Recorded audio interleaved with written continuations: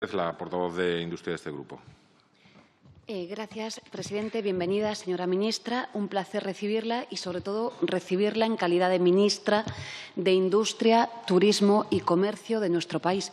No es pequeña cosa, si bien quisiéramos enmarcar justamente un primer debate que, como usted comprende, nos alegramos desde este grupo por la existencia de un Ministerio de Industria que veníamos reclamando desde hace tiempo, pero cierto y verdad es que nos genera ciertas inquietudes el hecho de que una vez más volvamos a tener la agenda digital desconectada de un Ministerio de Industria que lo tenemos a su vez. Hemos tenido ayer la comparecencia de la ministra de Economía, tenemos a su vez el Ministerio de la Transición Ecológica en otra parte, de tal manera que digamos que nuestro Grupo Confederal sigue optando por el modelo alemán, es decir, un macro ministerio que realmente de forma transversal sea capaz de planificar todas y cada una de las acciones. Si no, es que va a ser muy difícil que podamos hacer seguimiento a lo que usted misma ahora mismo exponía.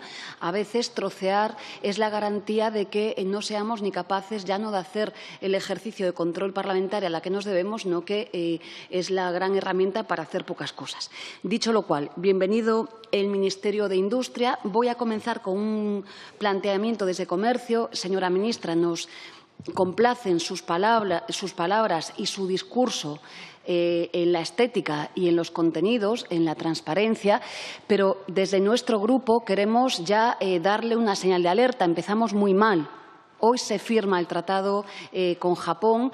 Como conoce usted, esto va a tener o pudiera tener consecuencias nefastas para nuestro país en las condiciones laborales y otras de nuestro país. Desde luego, nuestro grupo le hubiera gustado que el Gobierno de España reivindicara este tratado como mixto y con la debida democracia pasara por esta Cámara para ser conocido por los españoles y las españolas, para ser debatido y para hacer ese ejercicio de transparencia del que usted ha hablado y que no han hecho. Insisto, hoy se firma este tratado. Nos gustaría que nos digan de aquí a septiembre ustedes qué van a hacer y qué van a votar en Europa sobre este tratado.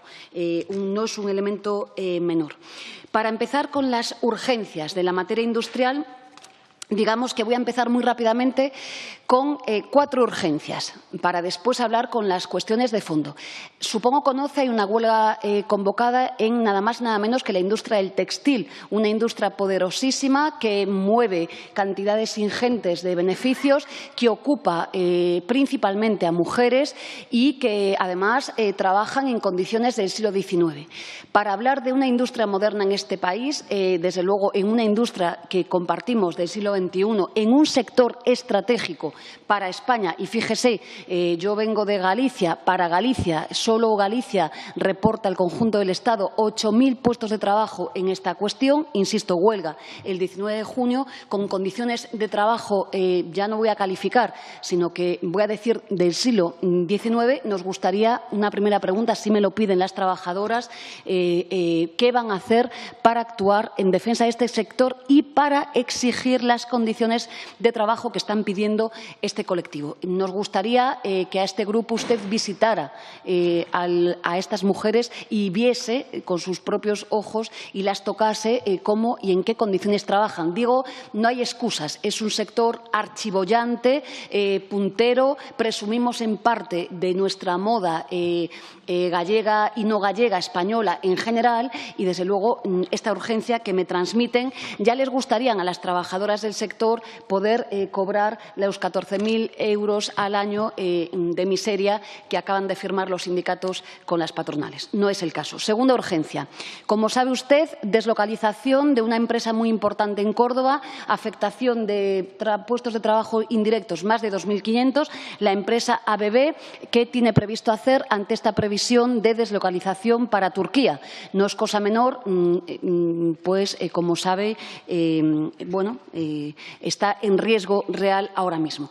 Tercera urgencia, le vuelvo a insistir. Ha hablado usted de los 57 millones de euros, 62,7 millones en el ejercicio anterior.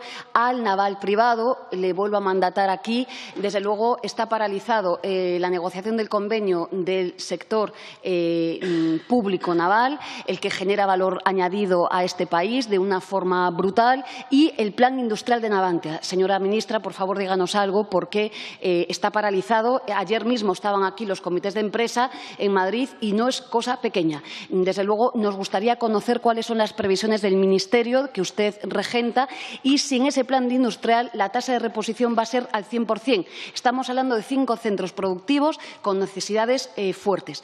Y en esta cuestión, esto es con urgencias. Están ahí encima de la mesa, supongo que en el trasvase entre una cartera y otra se lo habrán hecho llegar.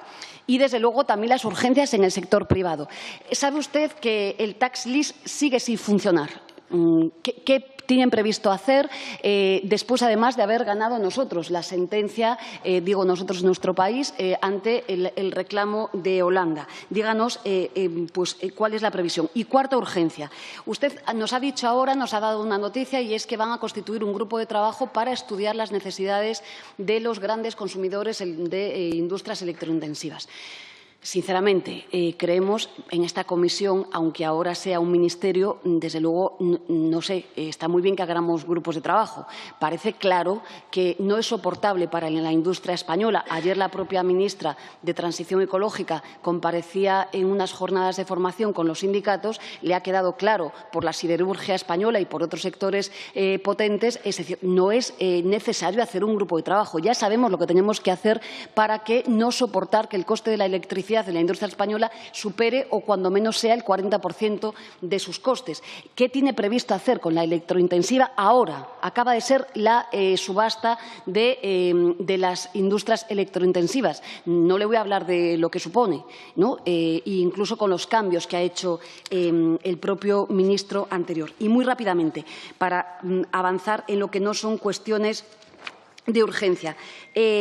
Claro, de manera, digamos, de fondo, ¿cuál va a ser la estrategia industrial para nuestro país?